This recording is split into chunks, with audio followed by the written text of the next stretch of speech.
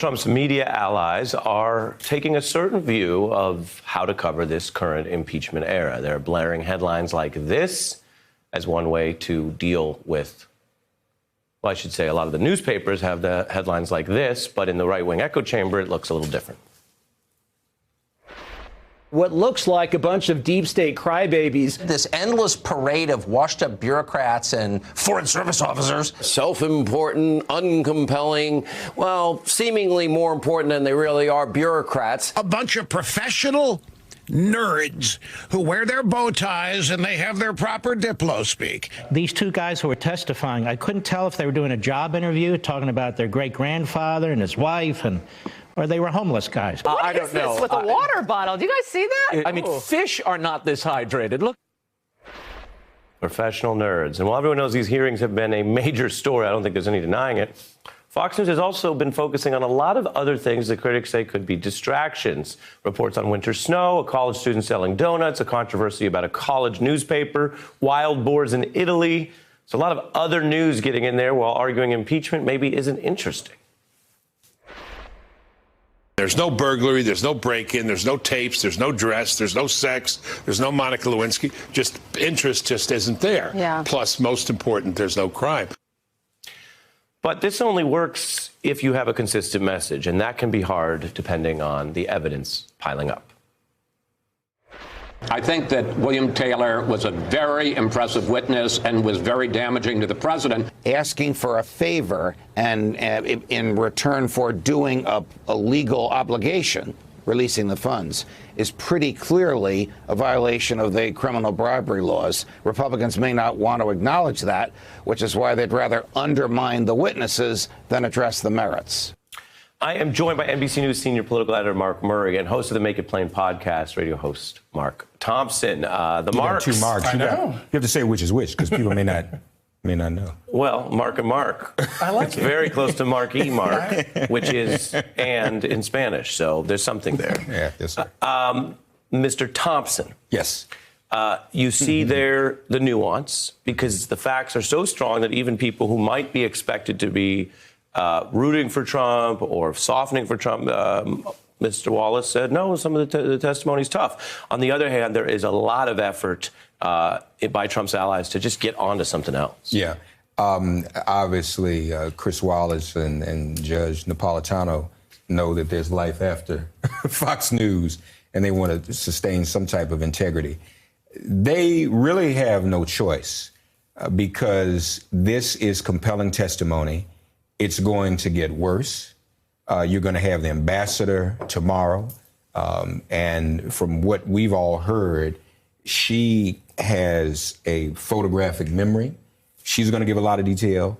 I think we're going to have the two individuals who can speak to the call, which was the bombshell news from Taylor's testimony on yesterday. I think we're going to have them shortly.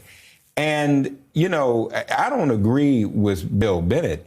What Taylor did the other day when he talked about that call and everyone over here, that's the real hearsay. Trump, everybody hears what Trump says because he talks so loud on the phone. I mean, this is a security issue. You're in a restaurant in Ukraine and you're screaming over the phone, I need Biden information. I mean, that's just insane. And we know his history of just talking on unsecure lines. But to me, that's the Butterfield moment. When Butterfield was asked in the Watergate hearings, is there a taping system?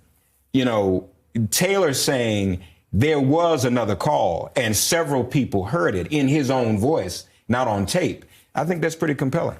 Yeah, to Mark's point, I do think that these hearings just began. And on Wednesday, you're going to have Gordon Sondland go on. And to me, that actually might be the most pivotal testimony yet on whether or not he can actually confirm, yes or no, this conversation happened with the president. Here's what we actually discussed.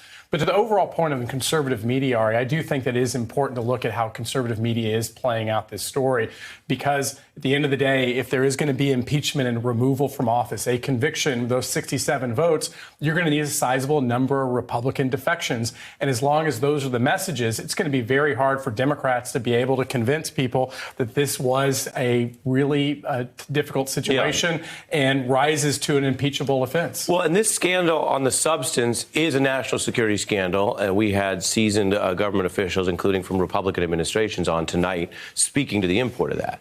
On the political programming side, this also is a very 2019 conspiracy theory, echo chamber type scandal, because Donald Trump ultimately didn't care whether Hunter Biden was literally jailed in a Ukrainian prison, which sounds a little silly to even say out loud, but rather that image, that meme could be on Facebook, that idea would be circulated, that programming. And so I put for you, Mr. Murray, the other Mark, this parts of the hearing yesterday that we pulled that actually seem to echo some of the right-wing media, but they're in government. Take a look.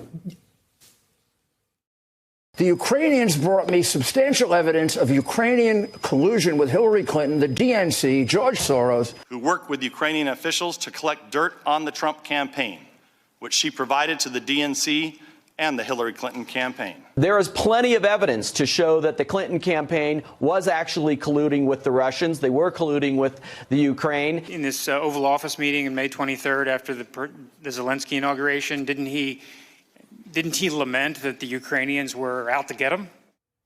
Yeah, they're speaking a lot to the conspiracy theories, as you pointed out, that not only on the internet that go on Fox News, but they're really talking only to their own audiences. And obviously, if you're a Fox News viewer, you know exactly what they're talking about when it comes to Ukrainian and Hillary Clinton and Alexandra Chalupa and all of these kind of going down the list.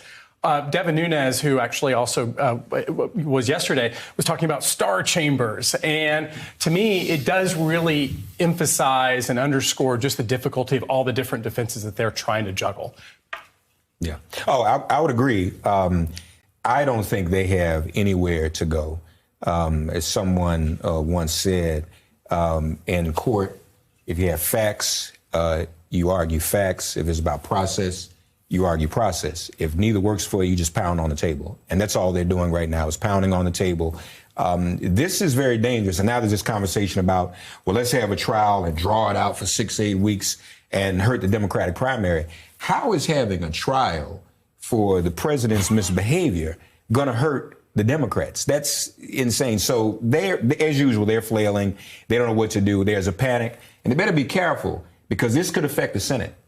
This could help flip the Senate for the Democrats, depending on how they vote and how they behave. And whether it does or not, it certainly puts pressure on senators to be in the spotlight about what do you stand up for. We hear from Republicans, I know you do, in the Congress, who say, I get it, you want us to comment on Trump every day. We have a life and a career before that. We have other things we do. That's fine. But now you at a constitutional level have to be answerable to what you think these charges, these cases mean if it gets there. Mark Murray, Mark Thompson, thank you both. Hey, I'm Ari Melber from MSNBC. You can see more of our videos right here, or better yet, subscribe to our YouTube channel below. You could have been anywhere in the world, but you're here with us, and we appreciate that.